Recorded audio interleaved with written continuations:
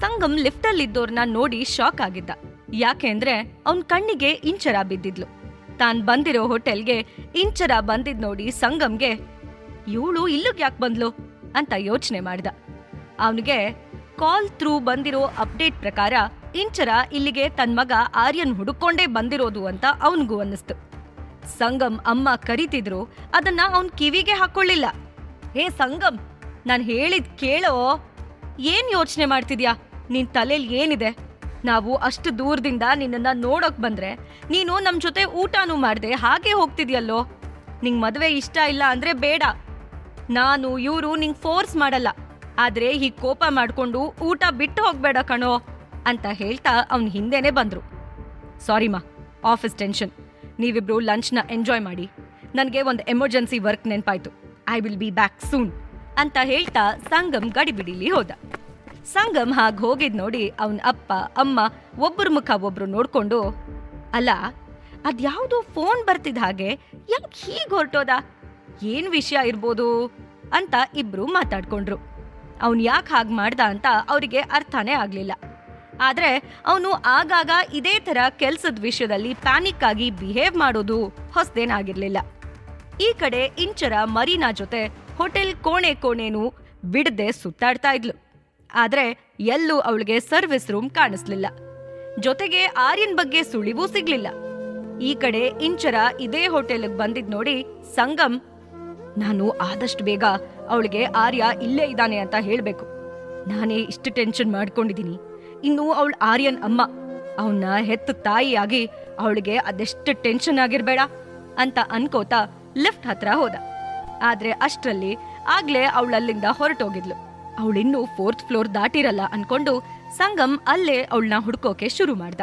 ಆಗ ಆಲ್ರೆಡಿ 6 ಗಂಟೆ ಆಗಿದ್ರಿಂದ ಹೋಟೆಲ್ ರೂಲ್ಸ್ ಪ್ರಕಾರ ವೇಟರ್ಸ್ದು ಶಿಫ್ಟ್ ಚೇಂಜ್ ಆಗೋ ಟೈಮ್ ಬಂತು. ಇನ್ನೇನು ಇಂಚರ 4th ಫ್ಲೋರ್ಗೆ ಹೋಗ್ಬೇಕು. ಅಷ್ಟ್ರಲ್ಲಿ ಒಂದ್ ಬೆಲ್ ಹೊಡೆಯೋದು ಕೇಳಿಸ್ತು. ಅದನ್ ಕೇಳ್ತಿದ್ದ ಹಾಗೆ ಮರೀನಾ, ಓ ಆಗ್ಲೇ 6 ಗಂಟೆ ಆಯ್ತು, ಈಗ ನಮ್ ಶಿಫ್ಟ್ ಚೇಂಜ್ ಆಗೋ ಟೈಮ್. ಇನ್ನು ಬೆಳಗ್ಗೆ 6 ಗಂಟೆವರೆಗೂ ಬೇರೆ ಅವ್ರ ಶಿಫ್ಟ್ ಇರತ್ತೆ, ಈಗ ಬಾ ಹೋಗೋಣ ಅಂತ ಹೇಳ್ತಾ ಲಿಫ್ಟ್ ಡೈರೆಕ್ಷನ್ನ ಚೇಂಜ್ ಮಾಡಿದ್ಲು. ಅಯ್ಯೋ ಮರೀನಾ, ಇನ್ನು ಒಂದೇ ಫ್ಲೋರ್ ಇರೋದು, ನೋಡ್ಕೊಂಡೇ ಹೋಗೋಣ. ಅದು ನೋಡಿದ್ರೆ ನಾನ್ ಪೂರ್ತಿ ಹೋಟೆಲ್ನ ಒಂದ್ಸರಿ ನೋಡ್ದಾಗತ್ತೆ ಅಂದ್ಲು. ಅಯ್ಯೋ ಬೇಡ, ಆಮೇಲೆ ಮ್ಯಾನೇಜರ್ ಸುಮ್ನೆ ಬೈತಾರೆ ಅಂದ್ಲು ಮರೀನಾ. ನನಗ್ ಗೊತ್ತು, ಅಲ್ಲಿ VIP ಗೆಸ್ಟ್ ಇದ್ದಾರೆ, ಅದಕ್ಕೆ ಅವ್ರಿಗೆ ಡಿಸ್ಟರ್ಬ್ ಮಾಡಬಾರ್ದು ಅಂತ ತಾನೇ ಮ್ಯಾನೇಜರ್ ಹೇಳಿರೋದು. ನಾವು ಸುಮ್ನೆ ಒಂದ್ ಸುತ್ತ ಹಾಕೊಂಡು ಬರೋಣ ಅಷ್ಟೇ ಅಂದ್ಲು. ಯಾಕಂದ್ರೆ ಇವತ್ತು ಯಾವ್ದೇ ಕಾರಣಕ್ಕೂ ಆರ್ಯನ್ನ ಇಲ್ಲಿಂದ ಕರ್ಕೊಂಡು ಹೋಗ್ಲೇಬೇಕು ಅನ್ಕೊಂಡು ಇಂಚರ ಇಲ್ಲಿಗೆ ಬಂದಿದ್ಲು. ಅವಳು ಹೇಳಿದ್ ಕೇಳಿ ಮರೀನಾ, ಅಯ್ಯೋ ಆಗಲ್ಲ ಇಂಚರ, ನಾವು ಆ ಫ್ಲೋರ್ನ ನಾಳೆ ನೋಡಿದ್ರಾಯ್ತು. ಅಲ್ಲಿರೋರು ತುಂಬಾ ದೊಡ್ಡ ಜನ ಅಂತೆ. ನಾವು ಅಲ್ಲಿಗೆ ಹೋಗಿ ಅವ್ರಿಗೆ ಡಿಸ್ಟರ್ಬ್ ಮಾಡೋದು ಚೆನ್ನಾಗಿರಲ್ಲ. ಮ್ಯಾನೇಜರ್ ಗೊತ್ತಾದ್ರೆ ಟೈಮ್ ಸೆನ್ಸ್ ಇಲ್ಲ ಅಂತ ಸುಮ್ನೆ ಬೈತಾರೆ. ಅದು ಅಲ್ಲದೆ ನನ್ಗೆ ಮನೆಗೆ ಹೋಗೋದಕ್ಕೆ ಲೇಟ್ ಆಗತ್ತೆ. ಈಗ ವಾಪಸ್ ಹೋಗೋಣ ಅಂತ ಹೇಳ್ತಾ ಕೆಳಗಡೆ ಕರ್ಕೊಂಡ್ ಬಂದ್ಲು. ಆದ್ರೂ ಇಂಚರ ಒಂದಲ್ಲ ಒಂದ್ ಹೇಳಿ ಅವಳನ್ನ ಒಪ್ಸೋಕೆ ಪ್ರಯತ್ನ ಪಡ್ತಾನೇ ಇದ್ಲು. ಆದ್ರೆ ಮರೀನಾ ಅವಳ ಮಾತ್ ಕೇಳ್ದೆ ಎಕ್ಸಿಟ್ ರಿಜಿಸ್ಟರ್ನಲ್ಲಿ ತನ್ ಜೊತೆ ಇಂಚರಾನ್ ಹೆಸರನ್ನು ಬರ್ದು ಸೈನ್ ಮಾಡಿಸಿ ಹೋಟೆಲಿಂದ ಆಚೆ ಕರ್ಕೊಂಡ್ ಬಂದ್ಲು. ಹಾಗಾಗಿ ಇಂಚರಾಗೆ ಮರೀನಾ ಮಾತ್ ಕೇಳ್ದೆ ಬೇರೆ ದಾರಿ ಇರ್ಲಿಲ್ಲ. ನಾನೀಗ ತುಂಬಾ ಕೇರ್ಫುಲ್ ಆಗಿರ್ಬೇಕು, ಇಲ್ಲ ಅಂದ್ರೆ ನನ್ ಮೇಲೆ ಅನುಮಾನ ಬರುತ್ತೆ. ಒಂದ್ ವೇಳೆ ಹಾಗಾದ್ರೆ ಕೆಲ್ಸ ಕೆಡುತ್ತೆ, ಆರ್ಯನ್ ಹುಡ್ಕೋ ಎಲ್ಲಾ ದಾರಿನೂ ಮುಚ್ಚೋಗತ್ತೆ ಅನ್ಕೊಂಡ್ಲು. ಮರೀನಾ ತನ್ ಸ್ಕೂಟಿ ಮೇಲ್ ಕೂತ್ಕೊಂಡು, ನಿನ್ನನ್ನ ಎಲ್ಗಾದ್ರೂ ಡ್ರಾಪ್ ಮಾಡ್ಬೇಕಾ ಕೇಳಿದ್ಲು. ಅದಕ್ಕೆ ಇಂಚರ ನಗ್ತಾ, ಇಲ್ಲ ನಾನ್ ಆಟೋದಲ್ಲಿ ಹೋಗ್ತೀನಿ, ಥ್ಯಾಂಕ್ ಯು ಫಾರ್ ಆಸ್ಕಿಂಗ್ ಅಂತ ಹೇಳಿ ಸಂಗಮ್ ಆರ್ಯನ್ನ ಹುಡ್ಕೋದನ್ನ ಕಂಟಿನ್ಯೂ ಮಾಡ್ದ. ಯಾಕೆ ಅಂದ್ರೆ ಅವನು ಇಂಚರಾನ ಹುಡುಕ್ತಾ ಆಗ್ಲೇ ಕೆಳಗ್ವರ್ಗೂ ಬಂದಿದ್ದ. ಸಂಗಮ್ ಹೋಟೆಲಲ್ಲಿರೋ ಎಲ್ಲಾ ರೂಮ್ನ ನಾಕ್ ಮಾಡಿ ಆರ್ಯನ್ ಬಗ್ಗೆ ವಿಚಾರಿಸ್ತಿದ್ದ. ಅವನಿಗೆ ಎಷ್ಟು ಚಿಂತೆಯಾಗಿದೆ ಅನ್ನೋದು ಅವನ ಹಾವಭಾವದಲ್ಲೇ ಕಾಣ್ತಿತ್ತು. ಯಾವುದೇ ರೂಮಲ್ಲೂ ಆರ್ಯ ಇಲ್ದೇ ಇರೋದ್ ನೋಡಿ ಸಂಗಮ್ ಇರಿಟೇಟ್ ಆಗ್ಬಿಟ್ಟ. ಅದು ರೂಮ್ ನಂಬರ್ 105. ಸಂಗಮ್ ನಾಕ್ ಮಾಡಿ, ಹಲೋ, ಒಂದ್ 5 ವರ್ಷದ ಹುಡುಗ ಇಲ್ಲೇನಾದ್ರೂ ಬಂದಿದಾನಾ? ನೀವ್ ಯಾರಾದ್ರೂ ಅವನನ್ನ ನೋಡಿದ್ರಾ ಅಂತ ಕೇಳ್ದ. ಅವನು ಏನ್ ಹೇಳ್ತಿದ್ದಾನೆ ಅಂತ ಆ ರೂಮಲ್ಲಿರೋ ಗೆಸ್ಟ್ಗೆ ಅರ್ಥನೇ ಆಗ್ಲಿಲ್ಲ. ಅವರು ಕನ್ಫ್ಯೂಸ್ ಆಗಿ, ಯಾರ್ ನೀವು, ಯಾವ್ ಮಗು? ಸಂಗಮ್ ಚಕ್ರವರ್ತಿ ಅಂತ ದೊಡ್ಡ ಬಿಸ್ನೆಸ್ ಮ್ಯಾನ್, ಗಣ್ಯ ವ್ಯಕ್ತಿ ಯಾರೋ ನಾರ್ಮಲ್ ಗೆಸ್ಟ್ ಜೊತೆ ಜಗಳ ಆಡ್ತಾರೆ ಅಂದ್ರೆ ಮ್ಯಾನೇಜರ್ಗೆ ನಂಬೋಕ್ ಸಾಧ್ಯ ಆಗ್ಲಿಲ್ಲ. ಆದ್ರೂ ಅವನು ಇನ್ನೇನೂ ಕೇಳದೆ ಸೀದಾ ರೂಮ್ ನಂಬರ್ 105ಗೆ ಬಂದ. ಆಗ ಸಂಗಮ್ ಆ ನಾರ್ಮಲ್ ಗೆಸ್ಟ್ ಕಾಲರ್ ಹಿಡಿದು ಎಳೆದಾಡ್ತಿದ್ದ. ಅದನ್ನ ನೋಡಿ ಮ್ಯಾನೇಜರ್ ಗಾಬರಿಯಿಂದ ಅಲ್ಲಿ ಹೋಗಿ, ಅರೆ ಸರ್ ಪ್ಲೀಸ್ ಬಿಟ್ಬಿಡಿ, ನೀವ್ಯಾರು ಅಂತ ಇವ್ರಿಗೆ ಗೊತ್ತಿಲ್ಲ ಅಂತ ಹೇಳ್ತಾ ಸಂಗಮ್ ಕೈ ಬಿಡ್ಸೋಕ್ ನೋಡ್ದ. ಆದ್ರೆ ಅವನ್ ಎಷ್ಟೇ ಪ್ರಯತ್ನ ಪಟ್ರು ಸಂಗಮ್ ಕೈಯಿಂದ ಆ ವ್ಯಕ್ತಿ ಕಾಲರ್ ಬಿಡ್ಸೋಕೆ ಆಗ್ಲಿಲ್ಲ. ಐ ಆಮ್ ಸಾರಿ ಸರ್, ನಾನು ಹೀಗೆ ಮಾತ್ಗೆ ಏನೋ ಅಂದೆ ಅಷ್ಟೇ, ನನ್ನ ಬಿಟ್ಬಿಡಿ ಅಂತ ಆ ಗೆಸ್ಟ್ ಕೈ ಮುಗಿತಾ ಕೇಳ್ಕೊಂಡ. ಸಂಗಮ್ ಉಗ್ರ ಕೋಪ ನೋಡಿ ಆ ವ್ಯಕ್ತಿಗಂತೂ ಜೀವಾನೇ ಬಾಯಿಗೆ ಬಂದ್ಬಿಟ್ಟಿತ್ತು. ಅವನ್ ಮುಖ ನೋಡಿದ್ರೇನೆ ಅವನು ಎಷ್ಟು ಹೆದ್ರಿದಾನೆ ಅಂತ ಗೊತ್ತಾಗ್ತಿತ್ತು. ಅವನು ಭಯದಿಂದ ಹಾರ್ಟ್ ಅಟ್ಯಾಕ್ ಆಗಿ ಸಾಯೋದೊಂದು ಬಾಕಿ ಇತ್ತು.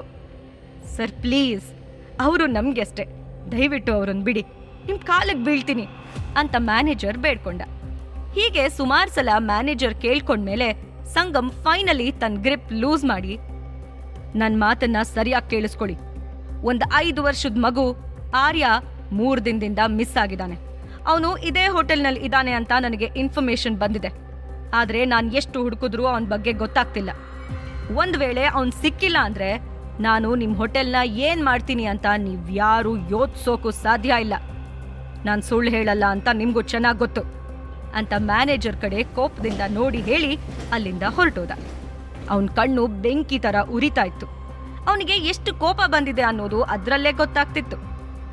ಸಂಗಮ್ ಹೋಗ್ತಾ ಇದ್ದ ಹಾಗೆ ಹೋಟೆಲ್ ಸರ್ವೆಂಟ್ಸ್ ಆ ಗೆಸ್ಟ್ಗೆ ಸುಧಾರಿಸ್ಕೊಳ್ಳೋಕೆ ಹೆಲ್ಪ್ ಮಾಡಿದ್ರು.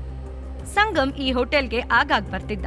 ಹಾಗಾಗಿ ಅವನ್ ಬಿಹೇವಿಯರ್ ಹೇಗೆ ಅನ್ನೋದು ಹೋಟೆಲ್ ಸರ್ವೆಂಟ್ಸ್ ಇಂದ ಹಿಡಿದು ಮ್ಯಾನೇಜರ್ಗೂ ಗೊತ್ತಿತ್ತು. ಆದ್ರೆ ಇವತ್ತು ಫಸ್ಟ್ ಟೈಮ್ ಅವರೆಲ್ಲರೂ ಸಂಗಮ್ನ ಉಗ್ರ ಕೋಪ ನೋಡಿದ್ರು. ಯಾವಾಗ್ಲೂ ಕೂಲ್ ಆಗಿರೋ ಸಂಗಮ್ ಚಕ್ರವರ್ತಿ ಇದ್ದಕ್ಕಿದ್ಹಾಗೆ ಯಾಕೆ ಹೀಗಾಡ್ದ? ಆ ಹುಡುಗ ಯಾರು? ಸಂಗಮ್ ಚಕ್ರವರ್ತಿ ತರ ಫೇಮಸ್ ಬಿಸ್ನೆಸ್ ಮೆನ್ ಯಾವ್ದೋ ಹುಡುಗನ್ ಬಗ್ಗೆ ಯಾಕಷ್ಟು ತಲೆ ಕೆಡಿಸ್ಕೊಂಡಿದ್ದಾನೆ?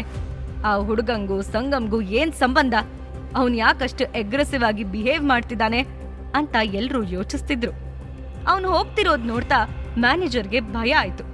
ಯಾಕೆ ಅಂದ್ರೆ ಸಂಗಮ್ ಚಕ್ರವರ್ತಿ ಸ್ಟೇಟಸ್ ಏನು, ಲೆವೆಲ್ ಏನು ಅನ್ನೋದು ಮ್ಯಾನೇಜರ್ಗೆ ಚೆನ್ನಾಗ್ ಗೊತ್ತಿತ್ತು.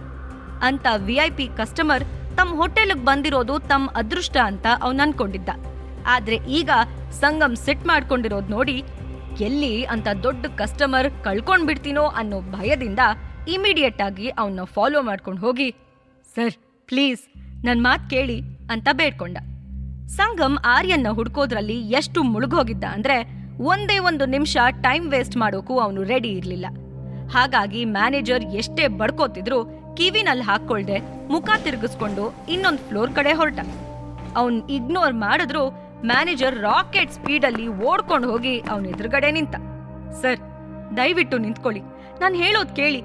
ಆ ಮಗು ಎಲ್ಲಿದೆ ಅಂತ ನಾನ್ ಹುಡುಕ್ತೀನಿ. ನೀವು ತಲೆ ಕೆಡಿಸ್ಕೊಳ್ದೆ ನಿಮ್ ರೂಮ್ನಲ್ಲಿ ಹೋಗಿ ರೆಸ್ಟ್ ಮಾಡಿ. ನಮ್ ಹೋಟೆಲಲ್ಲಿ ಇಷ್ಟೆಲ್ಲಾ ತೊಂದರೆ ಆಗ್ತಿದೆ ಅಂದ್ರೆ ನಾವಿದ್ದು ಏನ್ ಉಪಯೋಗ? ಸರ್ ನನ್ ಮಾತ್ ನಂಬಿ, ಆ ಮಗುನ ಹುಡ್ಕೋ ಜವಾಬ್ದಾರಿ ನಂದು. ನಾನಷ್ಟೇ ಅಲ್ಲ, ನಮ್ ಹೋಟೆಲ್ ಸ್ಟಾಫ್ ಎಲ್ಲಾ ಸೇರಿ ಹುಡುಕ್ತಿವಿ. ನಮ್ ಹೋಟೆಲಲ್ಲಿರೋ ಎಲ್ಲಾ ರೂಮಲ್ಲೂ ಗೆಸ್ಟ್ ಇದ್ದಾರೆ. ಇಲ್ಲಿರೋ ಎಲ್ಲಾ ರೂಮ್ಗೂ ಹೋಗಿ ಪತ್ತೇದಾರಿ ಮಾಡೋದ್ರಿಂದ ನಮ್ ಹೋಟೆಲ್ ಇಮೇಜ್ ಡ್ಯಾಮೇಜ್ ಆಗತ್ತೆ.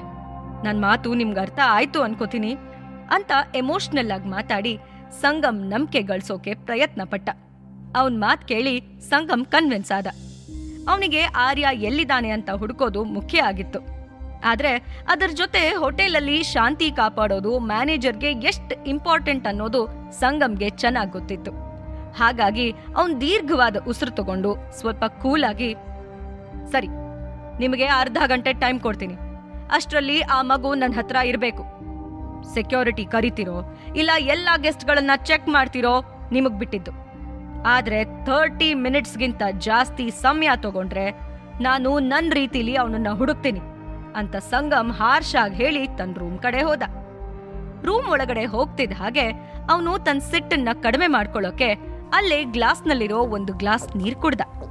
ತಲೆ ಮೇಲೆ ಕೈ ಇಟ್ಕೊಂಡು ಸೋಫಾ ಮೇಲೆ ಕೂತ್ಕೊಂಡ. ಅಲ್ಲ, ನಾನ್ ಯಾಕೆ ಆರ್ಯ ಕಾಣ್ತಿಲ್ಲ ಅಂತ ಇಷ್ಟು ತಲೆ ಕೆಡಿಸ್ಕೊಂಡಿದೀನಿ? ಯಾಕ್ ನನ್ ಹಾರ್ಟ್ ಇಷ್ಟು ಜೋರಾಗಿ ಹೊಡ್ಕೋತಿದೆ? ಏನಾಗಿದೆ ನನಗೆ? ನಾನ್ ಯಾಕೆ ಅವನನ್ನ ಇಷ್ಟೊಂದು ಹಚ್ಕೊಂಡಿದೀನಿ? ಯಾಕಿಷ್ಟು ಮಿಸ್ ಮಾಡ್ಕೋತಾ ಇದ್ದೀನಿ?